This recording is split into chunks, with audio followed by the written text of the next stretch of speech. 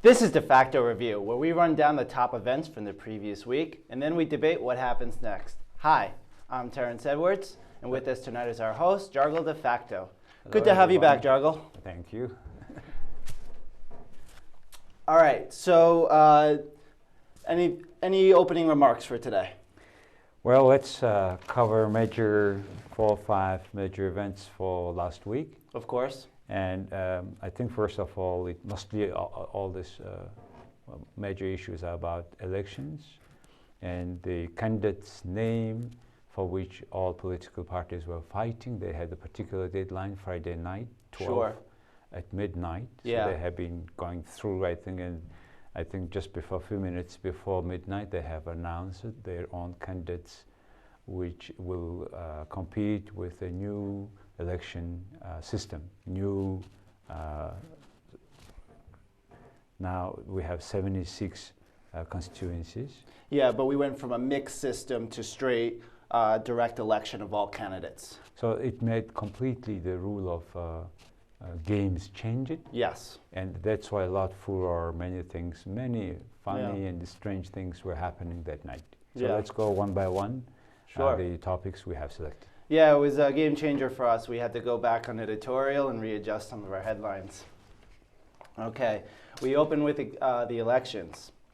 With the 2016 parliamentary elections on the way, Prime Minister Chmed Sakenbillig has removed all members from his cabinet that were belonging to the Mongolian People's Revolutionary Party.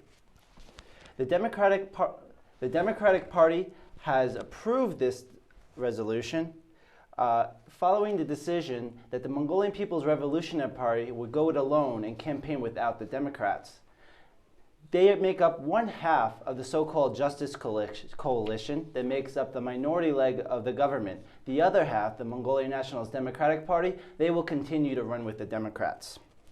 So leaving office, we have Oyunbatar Serendash, that is the Deputy Prime Minister, Minister of Defense Solman Serendash, and Minister of Construction and Urban Development, Bayansaleng Zangat.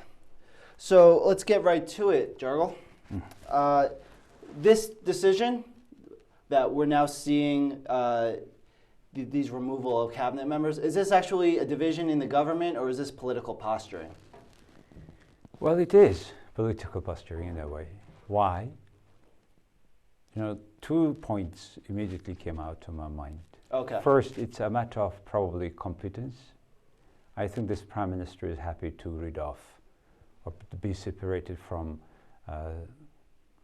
the incompetent ministers whenever he can. Okay. Because, see, in Mongolian system, Prime Minister is not responsible, cannot be responsible for the ministers because they are, the parliament is nominating their ministers on his behalf. Sure. So that's why he's asking them, can I remove them, etc. Yeah. Of course, there was the other reason that one of the coalition political parties have decided to change their mind. Yeah. And so it is legally that coalition doesn't work anymore. It's good reason. So first of all, it's competence issue. Second of all, it is issue of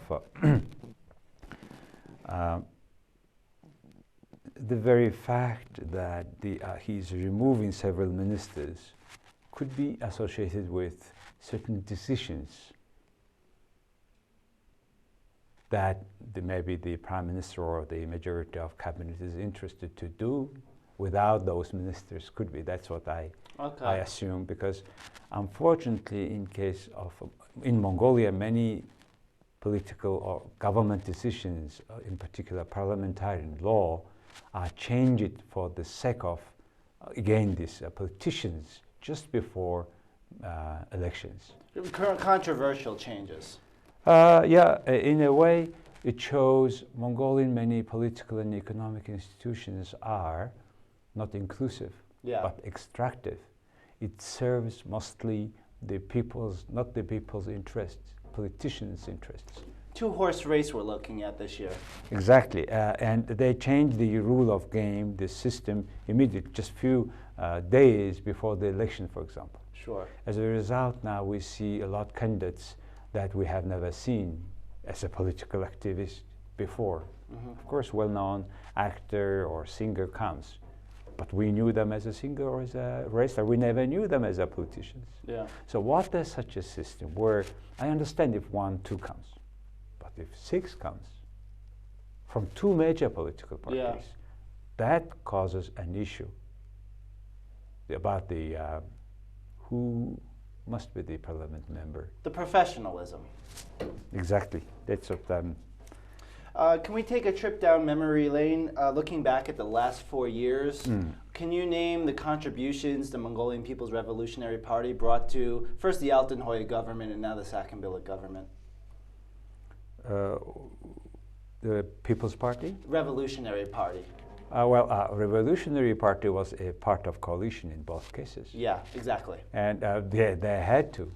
And very funny thing was 4 years ago they have been not registering Revolutionary Party itself because it's spin-off from the People's Party, and they called the Revolutionary Party. The name was already discussed because the People's Party was completely unhappy. This is our old name, why somebody should took it. Yeah. But the former president had permission somehow. Nimber Enkfire.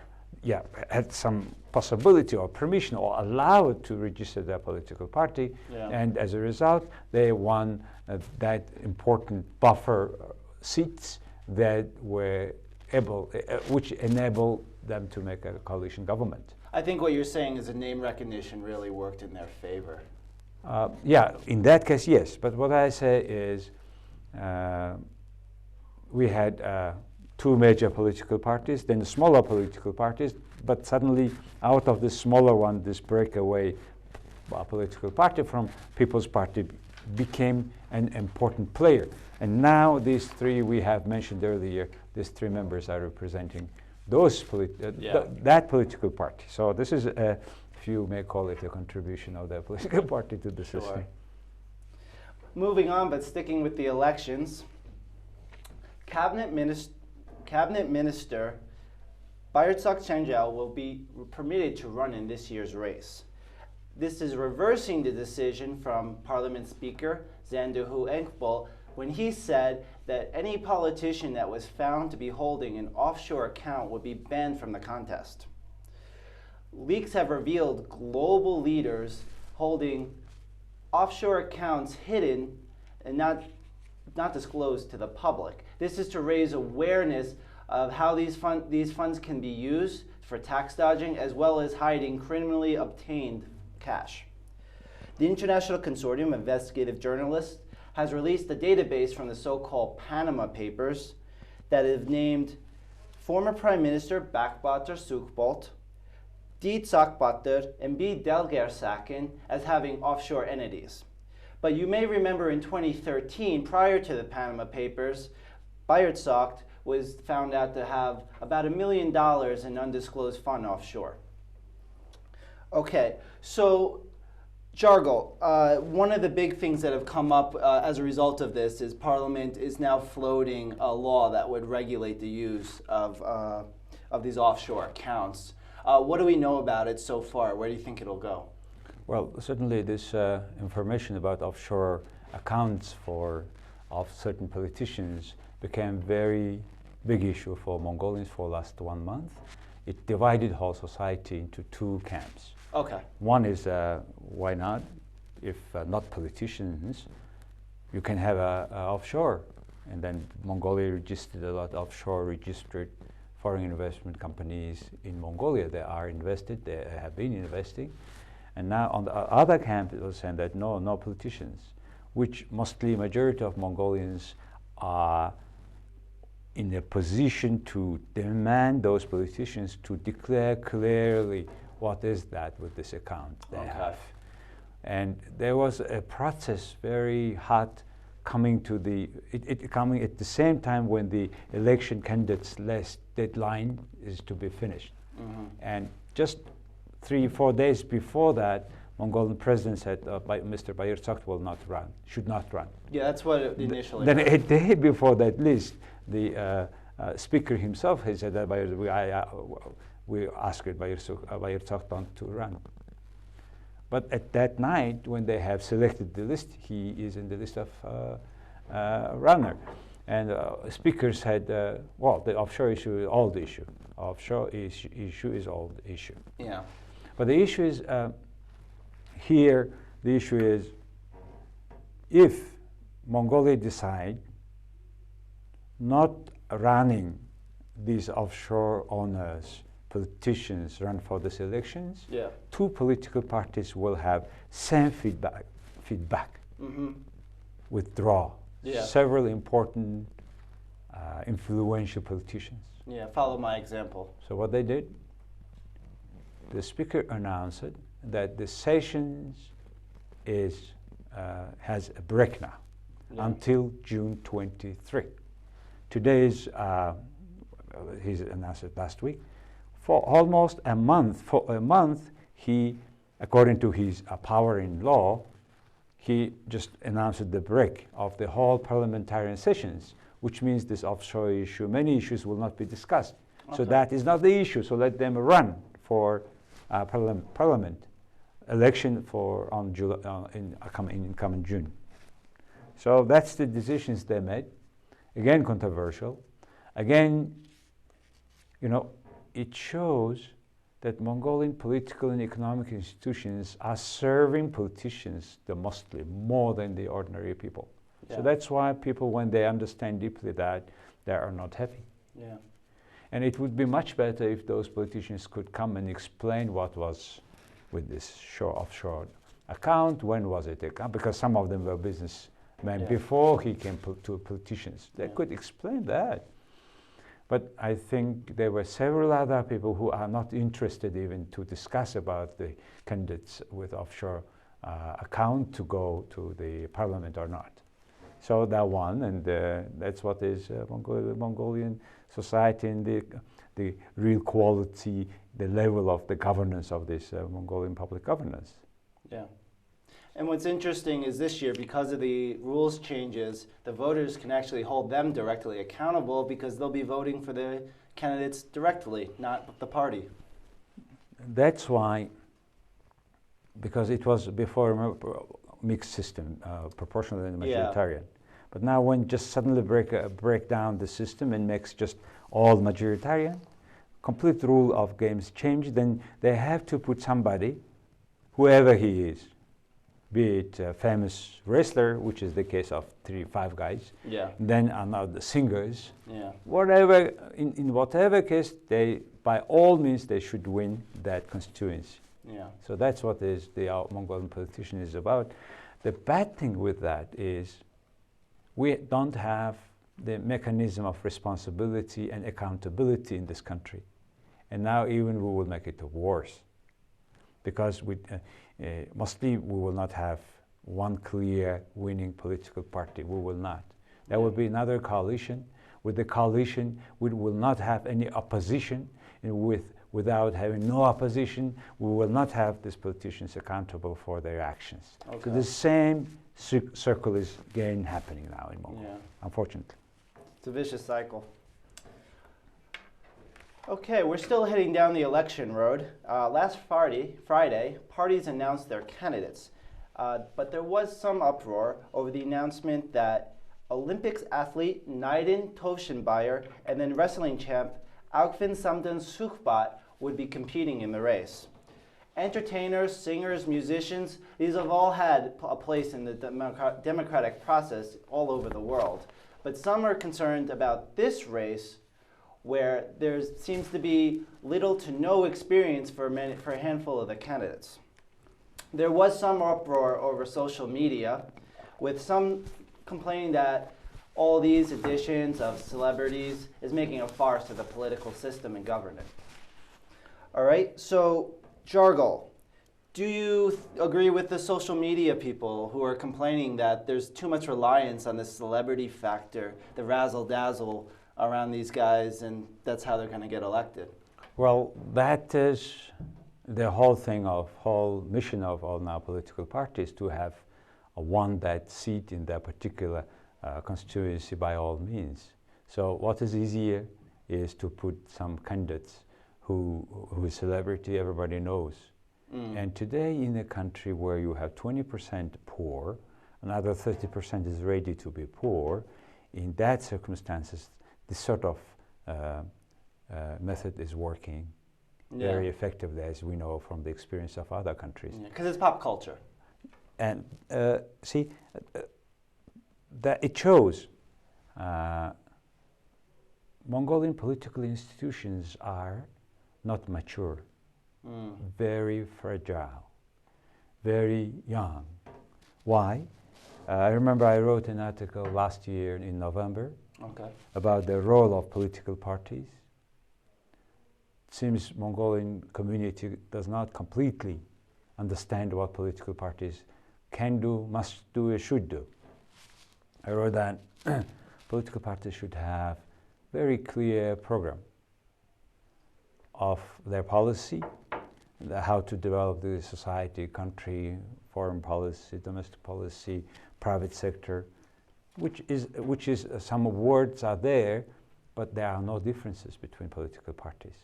And they don't have very clear-cut differences and clear-cut long-term visions in their political program. Hard to compare the ideology. Exactly. Second, political parties, another function is to pack social demands and convert it into political decisions. It requires professional people to analyze, to understand the social demand and to make into a political new policy, which is not the case with Mongolian political parties. And third one is Mongolian all political parties in the world in the preparing, in a certain way, training their skilled leaders for particular industry or ministry, first of all ministry, which is not the case in this country.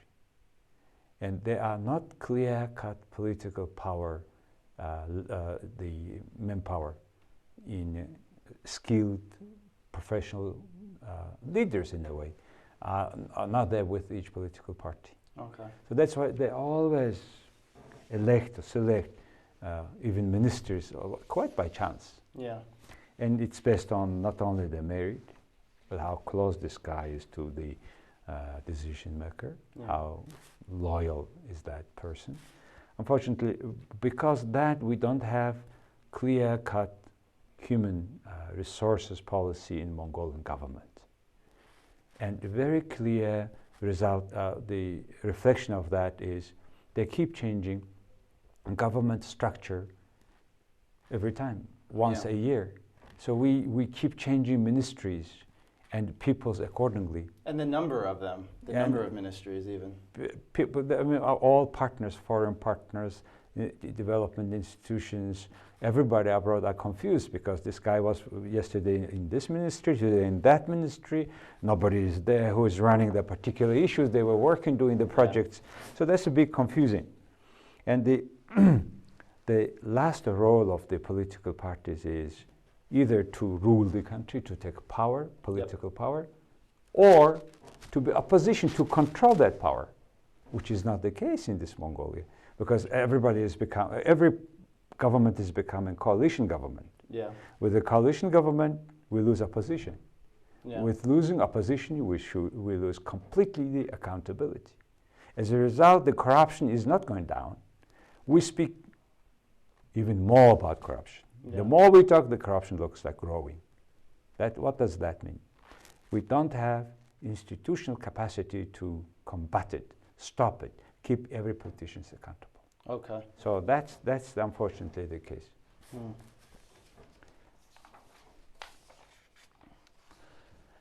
Continuing with the election, the Mongolian Television Association has issued a statement complaining about the short 18-day campaign season that's being permitted for this year's election. This was put in place by the amendments last December, as well as another amendment this May to the election law. So this 18-day window is the only time politicians can actually hit the stump and deliver their message to voters how they would run office. But we're also seeing that the broadcasters like TV are permitted to only have 25% of their content concentrated on any one candidate. The Mongolian TV Association has contacted the Parliament, the Constitutional Court, and the General Election Committee, complaining that this is a violation of the rights of the candidates, the voters, and their rights to be informed of who they should be voting for, and our freedom of the press. So we were talking about this last week while you were out. We had Ashley Whalen from the International Republican Institute speak on this topic.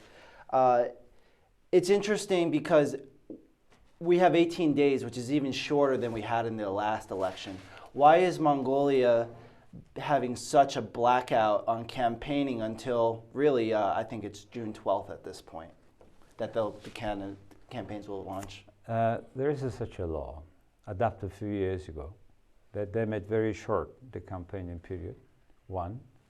Secondly, even with this appeal of this TVs and their associations, you cannot do anything because first, session has a break.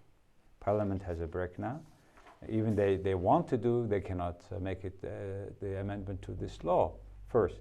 Secondly, we have very confusing campaign, in particular from the current incumbent politicians and ministers' side. Because now, you see, from now we have 1 month before the election. They go around, they talk about the jobs, and you don't know what, it is not clear. Either they are doing their campaign or they're reporting their jobs, not clear. And it is in their favor. And that's why they especially made this very few short 10 hours, 10 days, the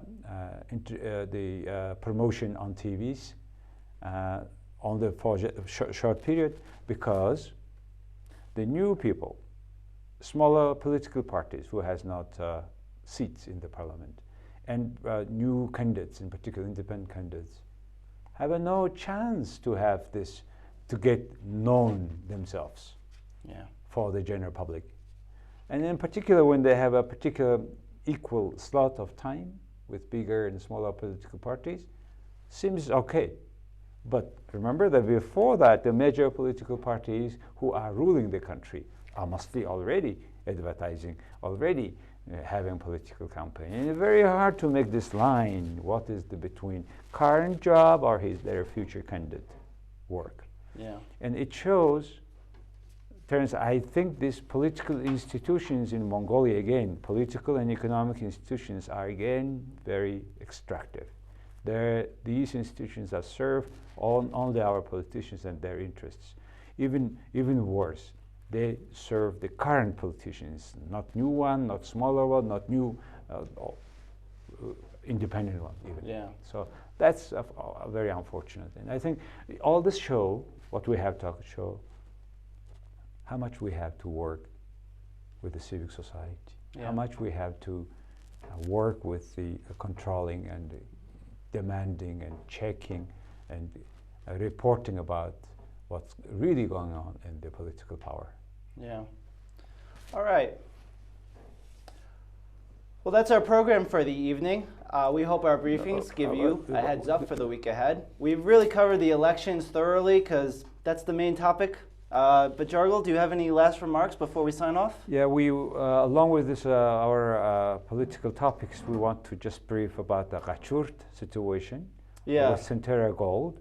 And it's a very warning signal that there have been, there were big public debate for the society all the time about their license. And then the first level court decided to take away that license, which is very kind of not very good signal to investors. And I hope at the second level court, the situation will be changed. At least Mongolians now need more investment. And this Centera Gold is the second largest project after Oyu Tolgoi in this country. Yeah, I understand they want to bring 8 billion tugrik to this project. Yeah, see, the issue is here, I think not symmetric information goes to public. Yeah. And with clear explanation what's going on and how, and very clear knowing who is lobbying and how they are lobbying, who is not, that will give more information to public about the importance and about the continuity of the project. So I think for the next week it will be more clear. We go in details. Okay. Yeah, we might cover that further in the next week. All right, that's it for today. And thank you very much for watching us. And we with Terence try to make this independent review in English every Sunday at 30, but it starts at 40 usually because it goes after Mongolian in review at 8 o'clock in Mongolian. And we mostly try to transfer that discussions and opinions to you in English so that you are on the same page when you come tomorrow morning to your office. Have a great evening. Thank you very much for watching us. Good night, Ulaanbaatar. Bye.